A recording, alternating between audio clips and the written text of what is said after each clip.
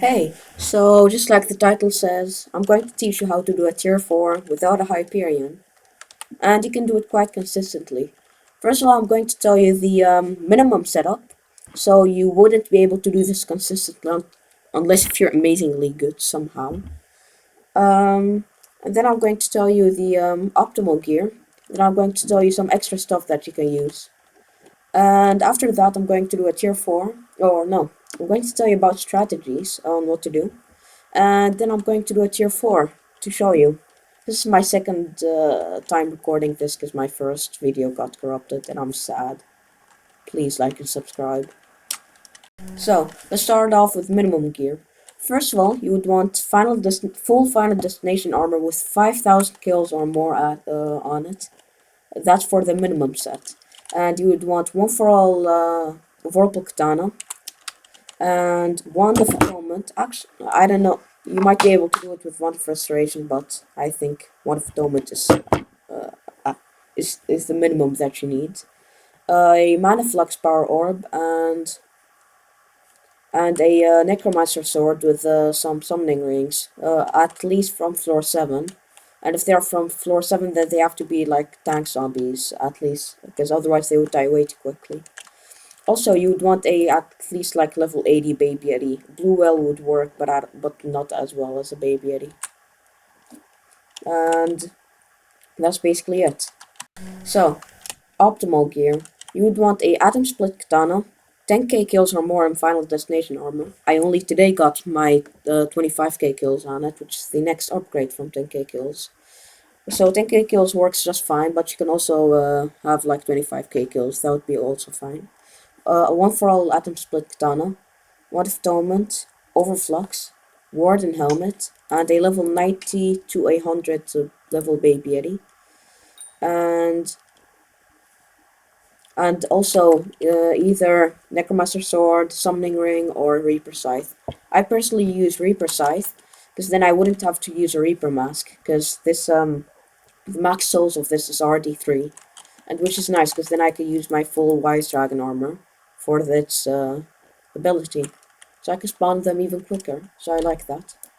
And some optimal stuff or some extra stuff that you can have is like a pigment sword.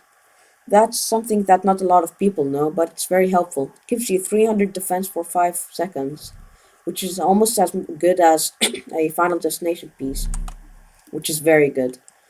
But it does cost 200 mana with Ultimate Wise 5, so keep that in mind.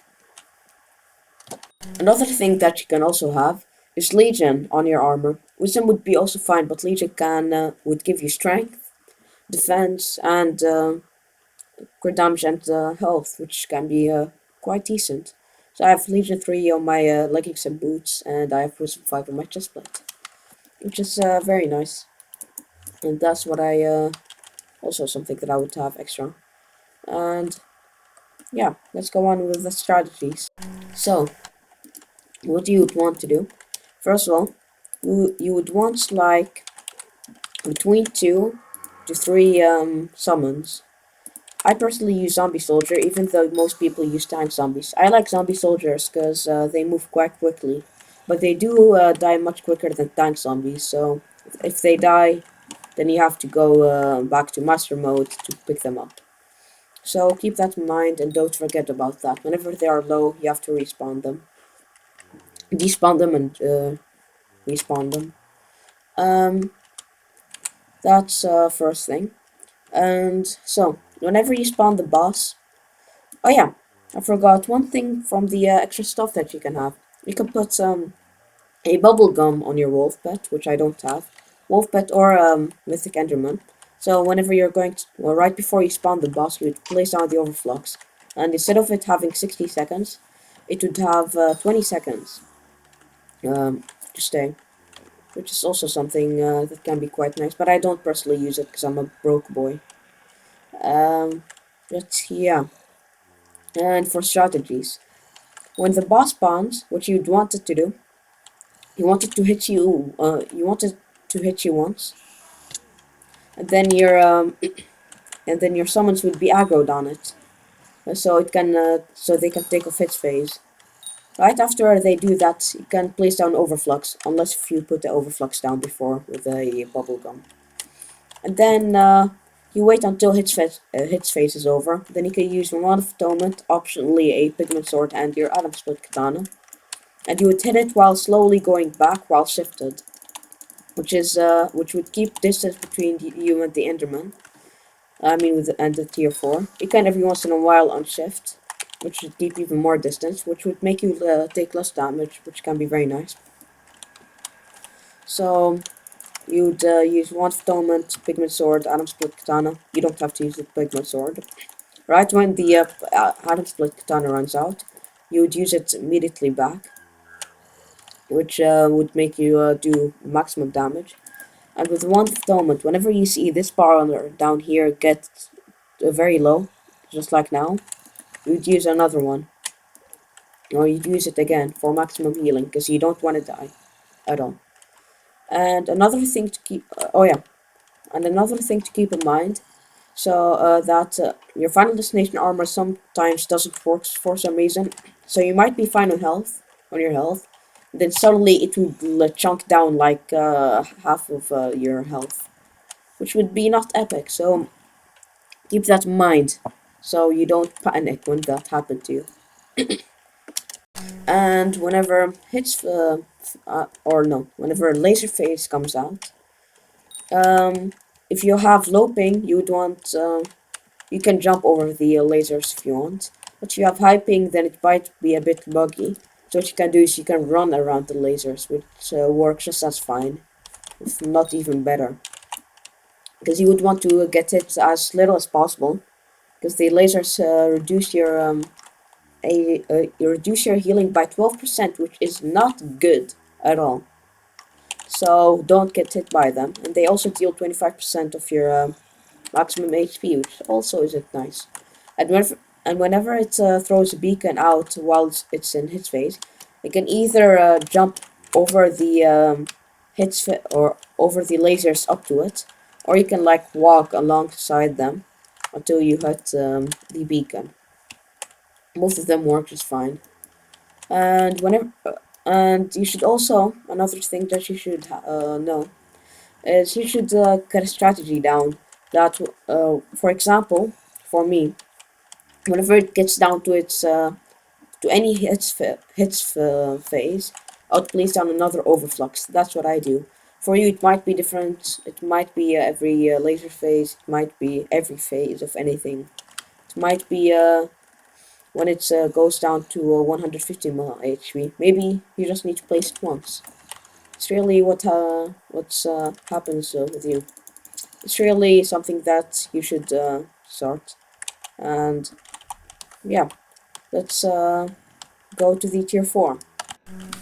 So the boss just spawned. I let it hit me once. I placed on overflux, and it just ran out. It just went into non-hits phase mode.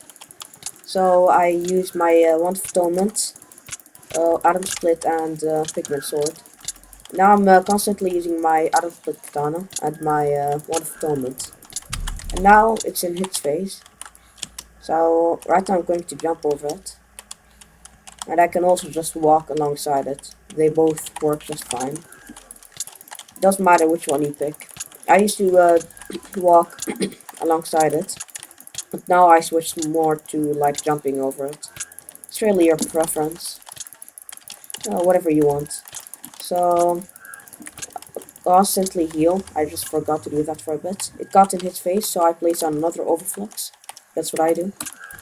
And then I come in with my own fulfillment and Atom Split Katana ability. It throws a beacon. I use my abilities again.